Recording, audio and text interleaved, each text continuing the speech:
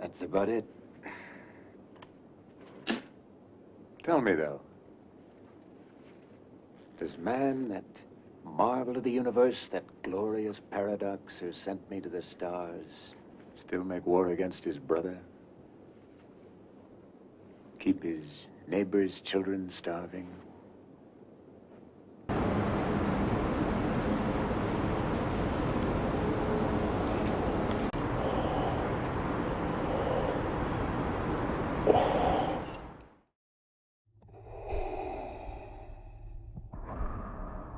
All right, welcome back to the channel, and today we're going to jump into part 3 of this Tamiya Leopard 2 A6 Ukraine build. And the first thing we're going to do is prime out these rubber band tracks.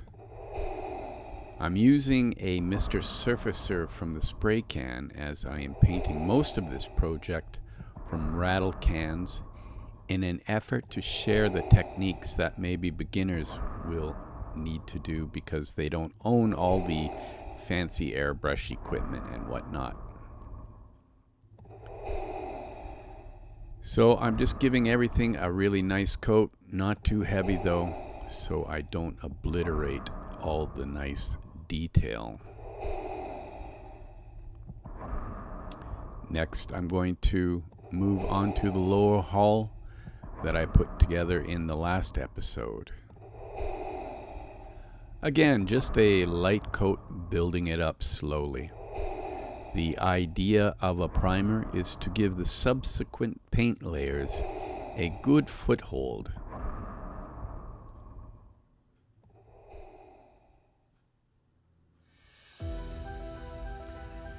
These are the road wheels which I aged in the last episode as well.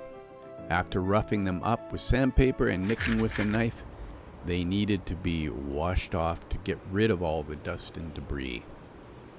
I'm sticking them on some skewers so that I can paint them easily. This time I'm going to prime them out with Mr. Surfacer Finishing 1500 Black, just to show the other option that you can have with priming things. This is how I would do it if I had an airbrush. I would use the black. I could use a black rattle can as well on everything and on the treads, but I just wanted to show a more general priming coat, which is often just a gray.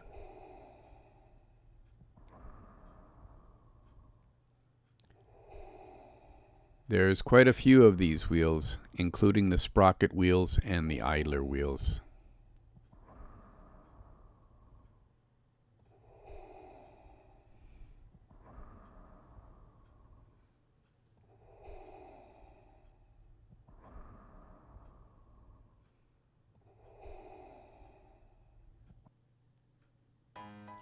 After the paint on the rubber band tracks has dried, I wanted to add some wear and tear to the track pads. As often in the field, these hard rubber pads would wear down or get damaged and not always seem very pristine. These rubber band tracks are a challenge compared to injection molded plastic tracks, but I managed to pull off the look I was hoping for. It just took a little bit of effort.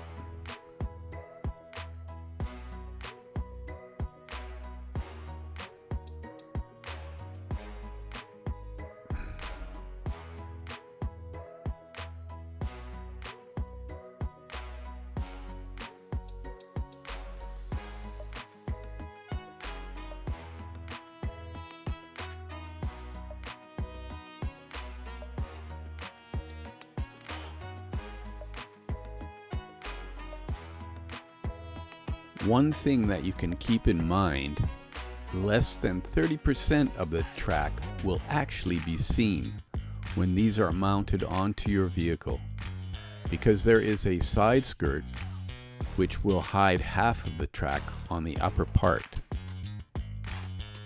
I'm using a little bit of Tamiya liquid cement just to see what that would do, but in the end I never went ahead using that. Instead, I pulled out these nippers and I went here and there, taking out chunks of pad and giving it a nice worn look here and there. Then I went back in and sanded them to sort of make them all blend in. So keep in mind that only a small portion of the tracks are going to be seen. In the front, where they come down from the idler wheel to the ground, and in the back from the ground up onto the sprocket wheel.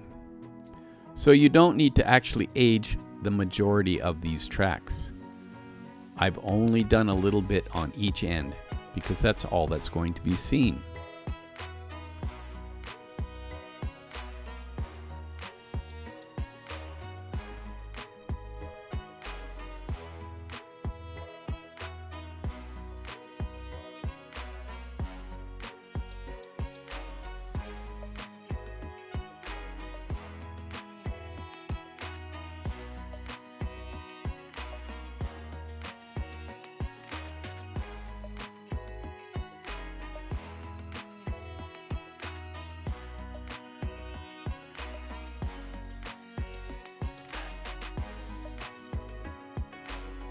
I'm going to leave this part off and paint it separately and add it later.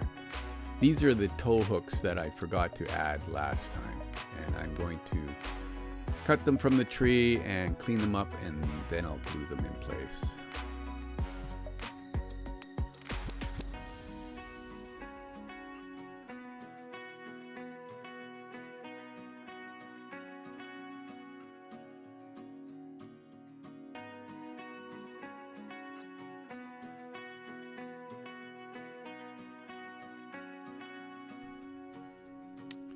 Here is a fret that comes with the kit of clear parts.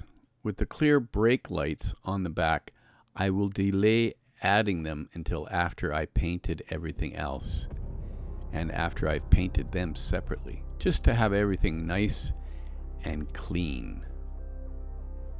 Here I'm going to cut the side skirt parts off, and I'm not going to glue them on yet because at this point I need to work with the road wheels and the tracks, so I'm going to need access. After I cut them from the sprue tree, I check out how they fit. I'll also be priming and painting them because they're going to all have to match the camouflage later on. So while I won't glue them in place at this point, I do need to continue to work with them, so that when I do glue them in place, they look part of the whole. There's just a little bit of cleanup where there's a mold seam along the top, but just be careful how you go about removing it, that you don't remove something that you need to keep.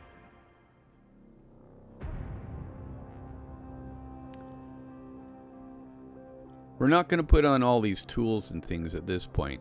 We'll hold off and put them on later. At this point, I'm going to move on to working with the turret parts. So first thing is I'm going to remove the upper and lower parts from the sprue trees. But taking a look at the instructions, the first thing we need to do is work on the 120 millimeter smooth bore gun barrel. Now, some people don't like two-part gun barrels, but the fact is, it's basic modeling skills to be able to put something like this together and not have the seam showing. So it's good practice to do this. I'm sure there are aftermarket barrels for this Leopard out there, but we're going to work with what comes with the kit. So basically what I'm doing is I'm trying to line everything up as perfectly as possible so that all the circumferences line up. Then I come in with the liquid cement, and the capillary reaction sucks into the crack between the two parts, and I'll squish this together to give it a nice bonding, and come back later once it's set up and hardened. I'll clean it up with some sandpaper and maybe scrape parts of it with a knife.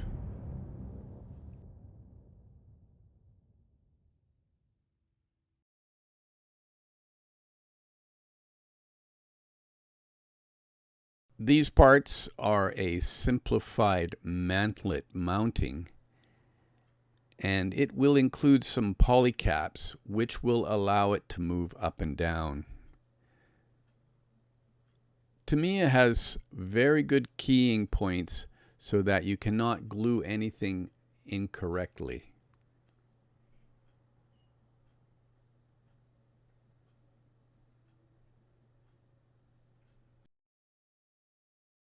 You can see here the two polycaps that go on the end of this mantlet mounting part.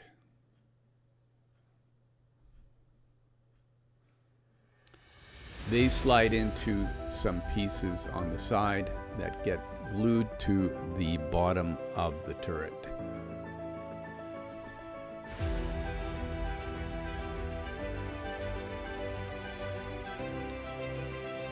Also, there is some armor pieces that need to be added at this point,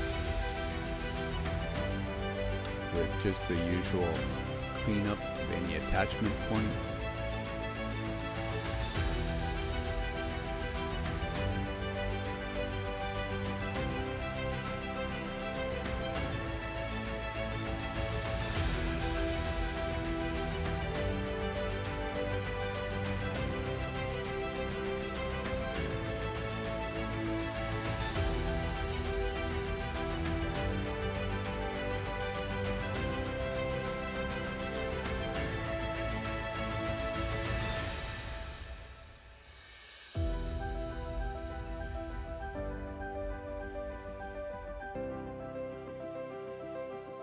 I always test fit things, sometimes over and over, just to make sure I have everything lined up.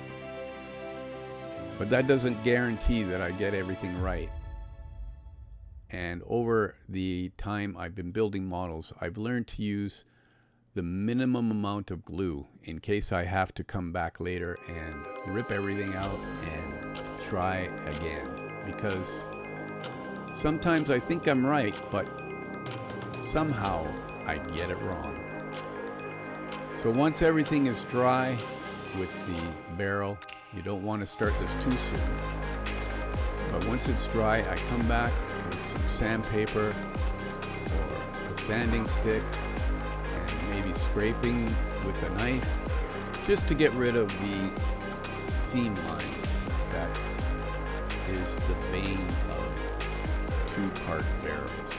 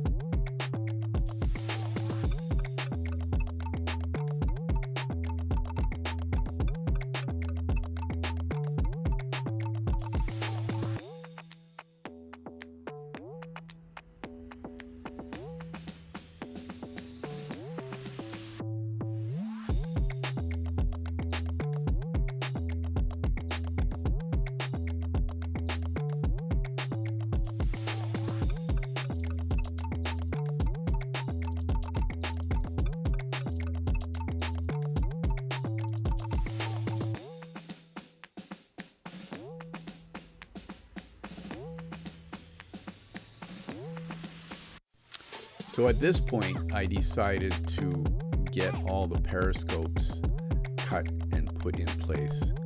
What Tamiya has given us is a piece of plastic, clear plastic, that we have to cut ourselves into 4mm pieces. And each of these 4mm pieces is meant to represent the glass front of the periscopes around the loader's hatch and the commander's hatch. And while it is a very cheesy and cheap way of doing it, it can work if you take your time and are very careful about how you glue it in place. As you'll see when I do mine here, I am just adding a very tiny little bit of liquid glue to the edges once it is held in place by gravity and friction.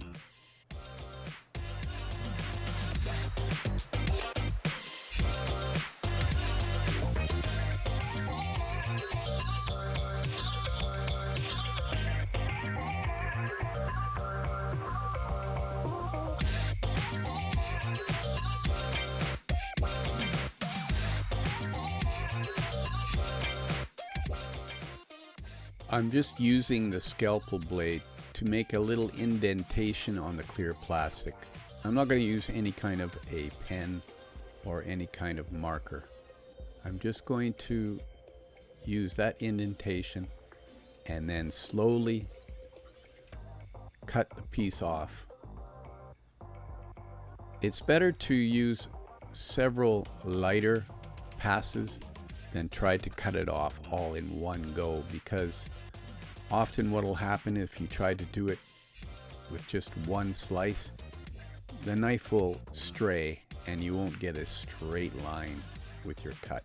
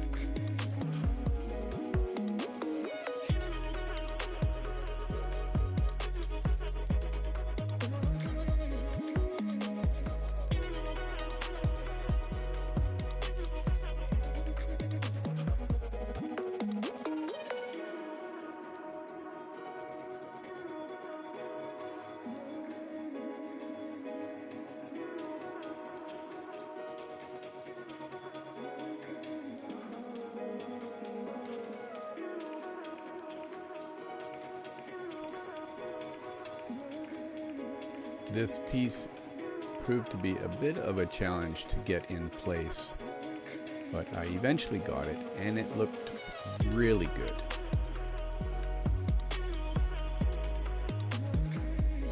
It took a few tries, but I eventually got it to sit in place, and then I just touched it with some liquid cement.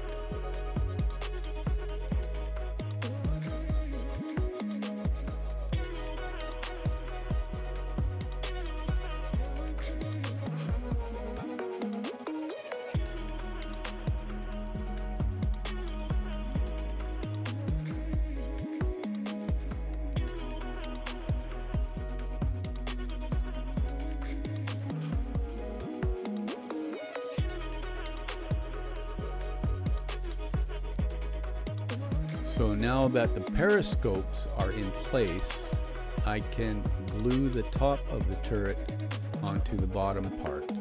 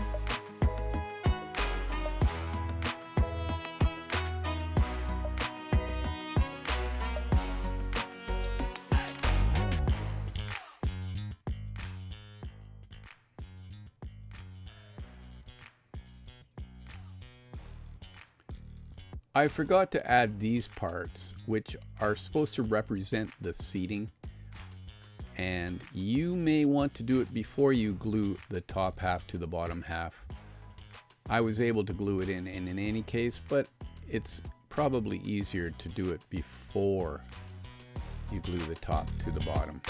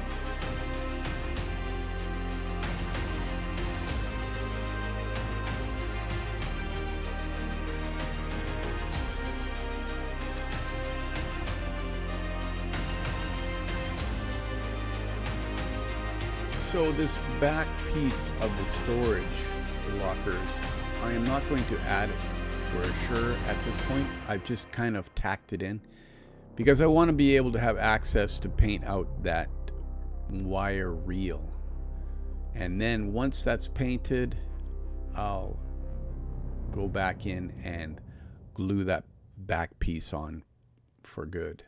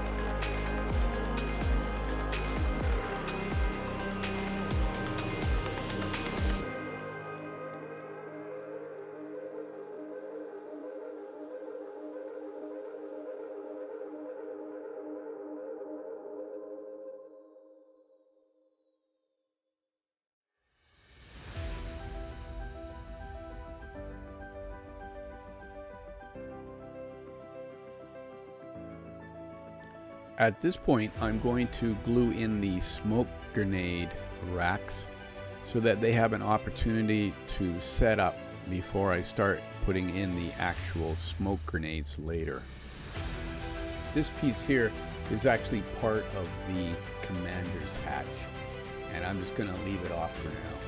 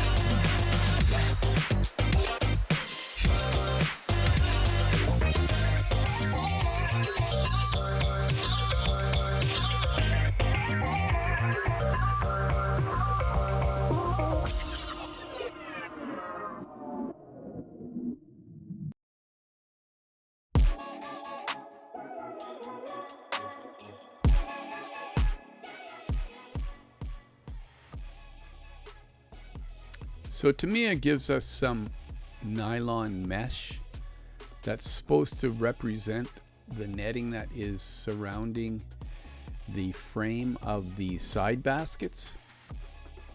And it's a bit tricky to cut this properly. I decided to cut the stencils from the instructions and cut my mesh using them outside of the instruction sheet. You may decide to try to do it differently, but for me this seemed to be the best way to go about it.